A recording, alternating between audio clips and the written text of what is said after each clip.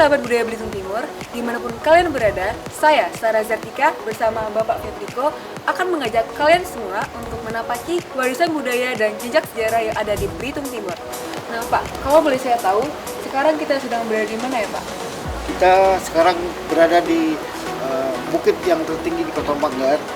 Di tempat ini dulu pernah ada bangunan tempat kediamannya Tuan Kongsi sebagai pimpinan tertinggi penambangan timah yang ada di Manggar. Di tempat ini merupakan titik nol-nolnya Pulau Belitung, maksudnya titik triangulasi dalam eksplorasi pengeboran timah di seluruh Pulau Belitung.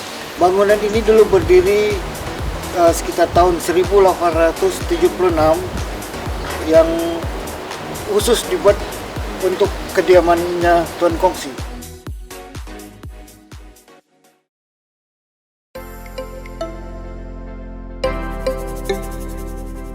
IC ini semacam PLTD kalau sekarang, yaitu mesin diesel pembangkit listrik. Di tahun 1950-an ini pernah diklaim terbesar se-Asia Tenggara. IC ini dibangun oleh perusahaan Belanda yaitu Bliton Maskapai pada tahun 1919. IC itu dibangun untuk kebutuhan listrik dari kapal kerup, instalasi-instalasi yang ada, kemudian perumahan-perumahan dan jalan-jalan.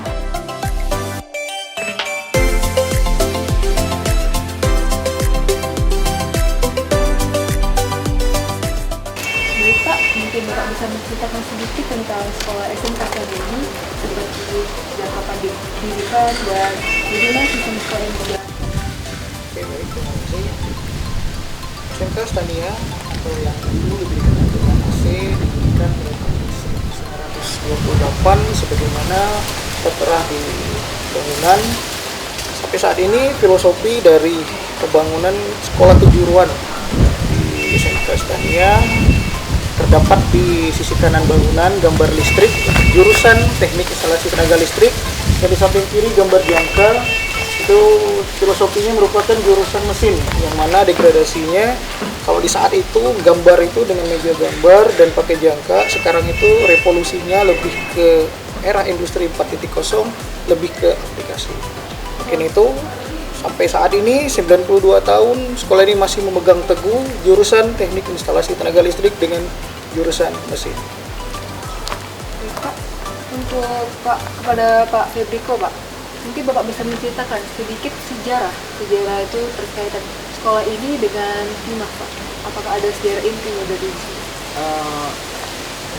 Dulu di zaman Belanda dulu 1927 diterbitkanlah dana abadi. Dana abadi. Ya. Dan di tahun untuk pendidikan dan kesehatan.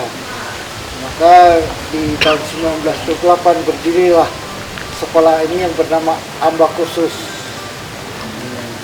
Berkaitan erat dengan PT Timah, lulusan-lulusan dari Amba Kursus maupun setelah Amba Kursus itu ditempatkan menjadi karyawan PT Timah. Baik itu di bengkel-bengkel, di kapal truk, maupun di tambang-tambang lainnya. Itu sudah pasti ditetapkan ke tempat ini? Sudah pasti itu. Sudah pasti. Sudah seperti semacam ikatan dinas. Ya, begitu. Kecuali Pak Hanan Judin yang mau melanjutkan ke perguruan tinggi. Pak Hanan Judin tidak ke masa itu, tapi lebih ke perguruan tinggi. Jadi saling terkait Pak ya? Iya. Terkait itu dari sekolah ini langsung ditetapkan? Iya. Hulu dan hilir. Kalau di zaman pemerintah Belanda itu mereka mempersiapkan hulu dan hilirnya sangat-sangat, perencanaan itu sangat-sangat luar biasa. Jadi kita tidak membangun sumber dayanya, tapi SDM-nya juga dipikirkan. Jadi tidak perlu repot lagi untuk tenaga ahli untuk menggunakan mesin IC. Jadi sudah ada ketetapannya ya? Iya, betul. Jadi Pak Hanan Judin itu yang namanya diabadikan menjadi nama bendera di Belitung ini, beliau adalah mantan Salah satu alumni AC. AC ini yang 1930. 1930 Pak Iya, Hanan Judin. betul. Baik Pak, terkait dengan Pak Hanan Judin, beliau kan merupakan lulusan dari Amba Kursus Pak. Apakah ada kebanggaan sendiri dari sekolah ini terkait beliau yang merupakan lulusan dari sini Pak? Mengenai Pak Anang Judin, kami sangat-sangat berharap kedepannya Pak Anang Judin bisa ditetapkan menjadi salah satu pahlawan nasional dari Pulau Belitung, yang mana untuk nama SMK Astania biar kedepannya masih tetap eksis menuju ke 1 abad. Sekolah AC berubah menjadi ST, STM, dan alhamdulillah saat ini menjadi SMK Astania Manggar. Ya, kita berharap pada pemerintah pusat maupun pemerintah daerah melirik bangunan sejarah ini, baik dalam itu pengelolaannya maupun dalam perawatannya. Saya rasa Cukup ya Pak? Dapat berkembang lebih. Amin, amin, amin.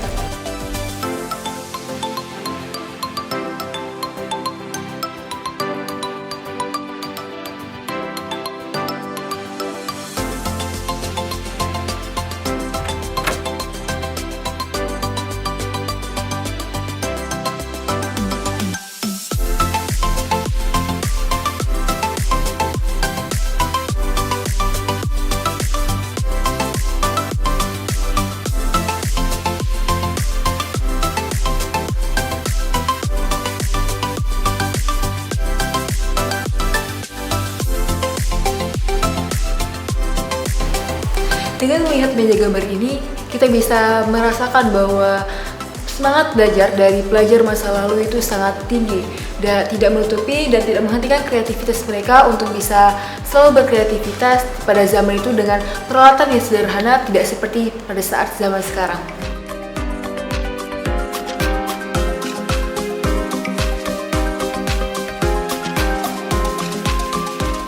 Kalau boleh saya tahu Pak, kenapa tempat ini dinamakan sebagai Pantai Teropong ya Pak? karena dulunya alat untuk mengukur titik regulasi itu persis seperti teropong. Makanya setelah PT Timah meninggalkan Manggar ini, kawasan ini lebih dikenal masyarakat Manggar menjadi daerah Pantai Teropong.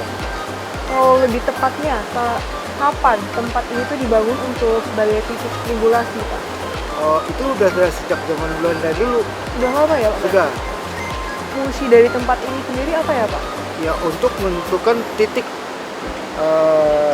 triangulasi, eksplorasi. Titik eksplorasi menentukan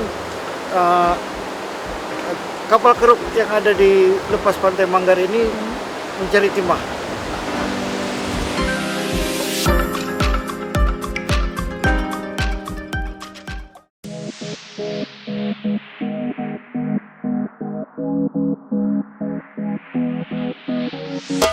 Kita sekarang berada di Pantai Olipir. Dulunya terdapat sebuah pelabuhan minyak terbesar di Pulau Belitung. Lalu Pak, saya ada melihat jembatan di belakang kita. Kalau bisa Bapak jelaskan, jembatan ini apa ya? Fungsi jembatan ini yaitu dermaga kapal yang panjangnya kira-kira 140 meteran. Ini Olipir ini dulunya dibangun oleh Bliton Company sekitar tahun 1929. Fungsi dari Olipir ini adalah untuk menampung minyak untuk kebutuhan dari IC atau PLTD dan kapal keruk yang ada di sekitar Manggar ini. Ini adalah salah satu sisa puing-puing yang bekas tangki-tangki minyak dulunya. Besar tangki ini diperkirakan diameternya kurang lebih 15 meter. 15 meter ya Pak? Ini salah satu dari 15 tangki yang ada. Oh, jadi jumlah tangki yang ada di sini tuh jumlahnya 15? Ya, betul. Dulu waktu dibangun awal mulanya 1929 itu tangki itu hanya ada 4. Dalam bahasa Belanda 4 itu adalah veer. Di kemudian hari tempat ini akhirnya bernama Olipir. Jadi Pak, istilah dari Pantai Olipir ini diambil dari bahasa Belanda yang angka 4, seperti yang Bapak jelaskan tadi bahwa 4 tangki awal dari penampungan tangki minyak yang ada di Olipir itu berjumlah 4 ya Pak? Ya, saya rasa seperti itu. Nama Olipir ini berdasarkan dari nama awal tadi 4 tangki tersebut. Dan saya rasa itu perlu pengkajian yang lebih jauh.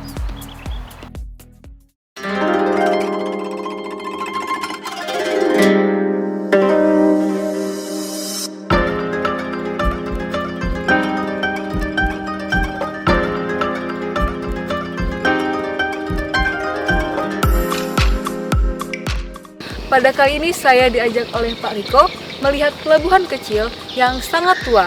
Walaupun kecil, tetapi pelabuhan ini memiliki banyak nilai historikal yang sangat penting bagi Kota Manggar. Nah Pak, mungkin Bapak bisa menceritakan sedikit tentang sejarah pelabuhan ini Pak kepada saya. Pelabuhan ini cukup termasuk tua. Saya rasa ini dulu yang adanya itu sebelum peradaban timah ada, pelabuhan ini sudah ada. Menurut saya, Kota Manggar ini sangat erat hubungannya dengan sejarah maritim. Sejarah ini patut kita lestarikan sebagai warisan kepada anak cucu kita nanti. Demikianlah perjalanan saya bersama Pak Riko dalam rangkaian kegiatan Heritage City Walk dalam event Jelajah Pesona Jalur Rempah. Saya Sarah Zartika bersama Pak Riko Febriko pamit undur diri. Sampai jumpa di event Jelajah Pesona Jalur Rempah tahun berikutnya.